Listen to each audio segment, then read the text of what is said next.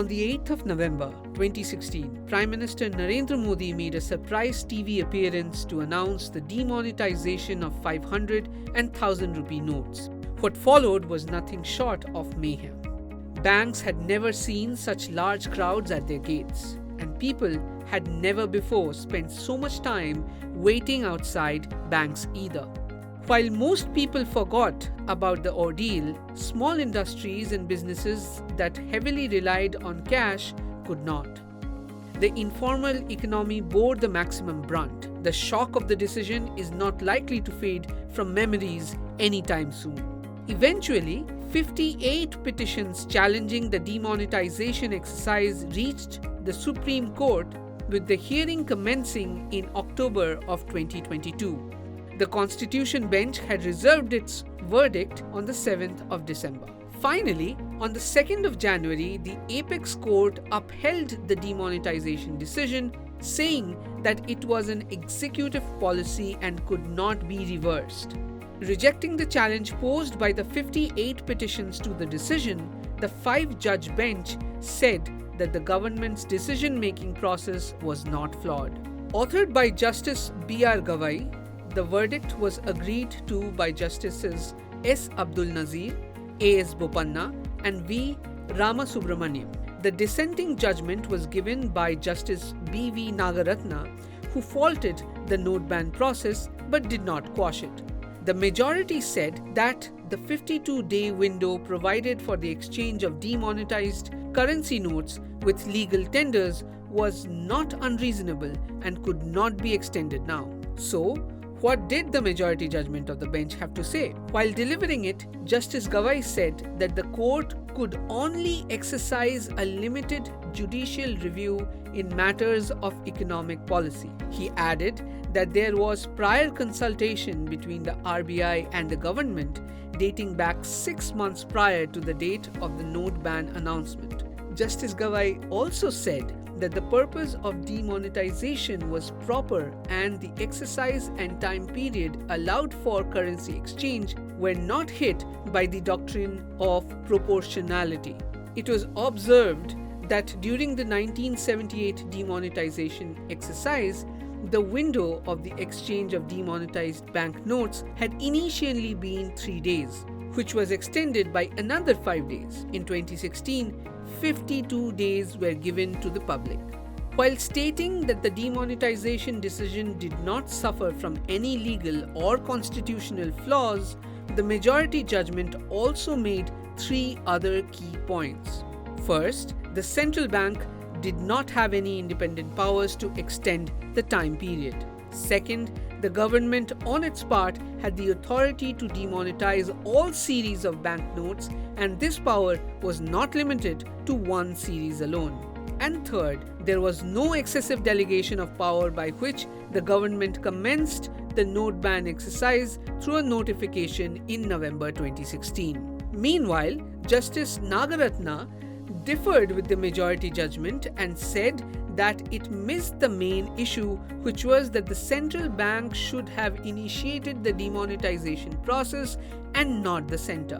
She said that as this process was reversed in 2016, the demonetization decision was legally flawed.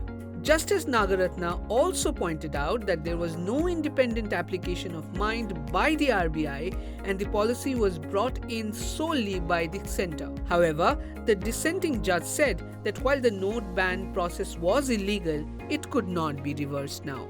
She differed from the majority about Section 26(2) of the RBI Act on the center being able to demonetize any series of banknotes of any denomination. She also said that the Parliament should have discussed the law on demonetization and it should not have been done by a gazette notification.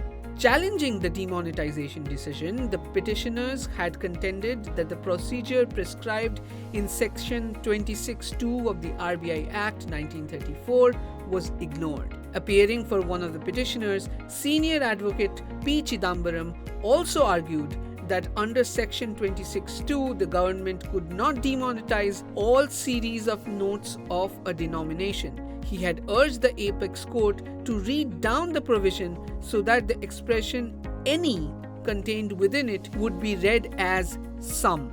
So, what does the SC verdict really mean? Business Standard consulting editor and banking sector expert Tamal Bandyopadhyay said that this case was about the constitutional validity of demonetization and not its outcome, which was an economic debate and not a legal one. He explained that Section 26 of the RBI Act deals with banknotes, adding that Section 26(2) stipulates that currency can be withdrawn or demonetized on the recommendation of the RBI Central Board and notified by the government. According to him, it also says any series of banknotes of any denominations can be demonetized. Bandyopadhyay explained that Chidambaram had flagged off the issue that demonetization was not done by the RBI board. Instead, it was a government move that the board ratified. In other words, it was not an RBI recommendation and the recommendation came from the government. He concluded that the SC judgment found nothing wrong in the government recommending demonetization and the RBI board clearing it before the Gazette notification. Also, the judgment treated any on a par with all, meaning the entire series of 500 and 1000 rupee currency notes were demonetized. Simply put, Bandyopadhyay said the SC upheld the constitutional validity of the move. Business Standard also reached out to legal experts to understand what the SC's verdict means. The majority judgment did not come as a surprise. In the 1980s, there was what was called the bearer bonds case. Bearer bonds, which sort of legitimized a lot of people's black money. When that was challenged, the court even then said that no, in matters of economic wisdom, we do not sit in judgment over government policy. So to that extent, there is precedent to support it. A future government, if it ever were to think of demonetization, would have to grapple with also with what the minority said and said, maybe it is better that Parliament should be consulted in such matters.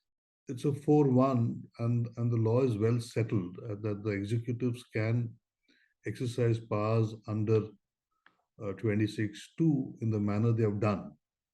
So Justice Nagaratna's judgment, I don't see much force going forward, except it says that the way to do it is through a primary legislation. It may only persuade the Supreme Court to take a different view in future, if at all. Wiping out black money and creating a cashless economy were the rationale behind the note ban. But an RBI report in 2018 had said that over 99% of demonetized money had come back into the system. Cash also remains king in India, with RBI data showing that in October of 2022, currency with the public was almost 72% higher than the level seen in November 2016. Clearly, the demonetization debate isn't entirely settled. If you like this video, share it and subscribe to Business Standard. For more news, views and insights, log on to www.business-standard.com. Do also follow us on YouTube, Twitter, Facebook, Instagram, Telegram and LinkedIn.